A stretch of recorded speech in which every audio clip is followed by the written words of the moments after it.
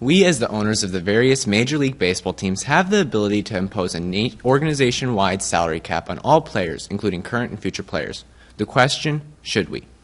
Philip Hallbaker from the University of Iowa did a study using all 30 teams' various salaries and win counts from 1995 through 2007. He determined that there is only an 18% correlation between the payroll of one team and their winning percentage.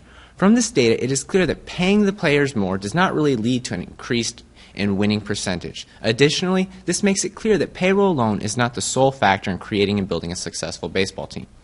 This and the fact that the Yankees, the team with the highest total payroll in the entire MLB, have only won one World Series in the past decade show that the popular myth that one may buy the so-called championship to be false. Let me show you some graphs and illustrations that illustrate this. Anything in it? One of the economic downsides of a salary cap will be fewer exchanges, or in other words, less players in the MLB. Why? Well, one of the reasons the MLB has some of the best baseball players in the world, including foreign players, is that the perceived benefit is greater here than the perceived benefits elsewhere. In this case, their salary will be higher in the MLB than in another foreign baseball league. If we add the salary cap, this will make the perceived benefit to being in the MLB for some of the higher paid players not be attractive enough to stay in the MLB. If we the MLB want to keep the most entertaining and popular players in our league and maintain a practical monopoly on the best baseball players, I recommend reconsidering and not imposing a salary cap. Before I end, let me remind you that the Major League Baseball is a business, and currently we make the most money and our players have the lowest average payroll out of all professional American sport organizations, such as the National Football League and National Basketball Association.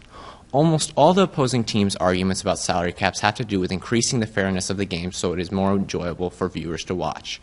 This is an untested theory and is unproven. Currently, the system is not broken because we are making lots of money. Fairness did not work in Soviet Russia. For these reasons, I am against the salary cap. Thank you. Swap to you.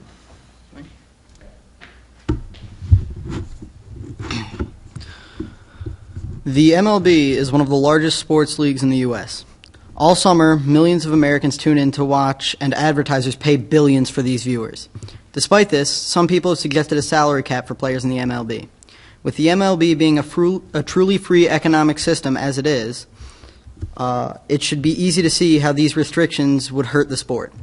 Applying a salary cap to professional baseball would stand only to hurt it, both as a business and as a sport.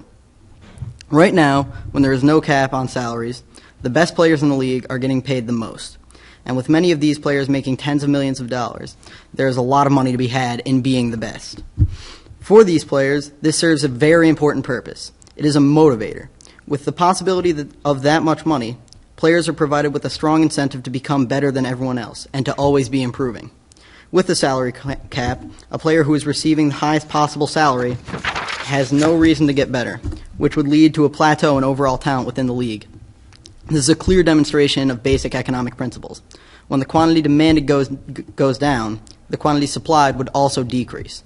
In addition, the main argument for a salary cap is that the salary cap would make the league more competitive and that it would put teams who had an extremely good or bad season back on track with the rest of the league. But in other leagues that have salary caps, this is proven to be untrue. This can be seen in the NFL.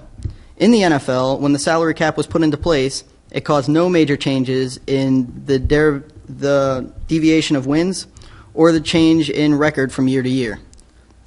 These factors would only serve to hurt the league as a whole. In a league full of average players with little to no consistency, viewers would be faced with a much less reliable and enjoyable baseball experience. This would cause a very serious damage to the league and as a sport and a business. With viewers and advertisers not wanting to pay, the league would fail and business would decrease.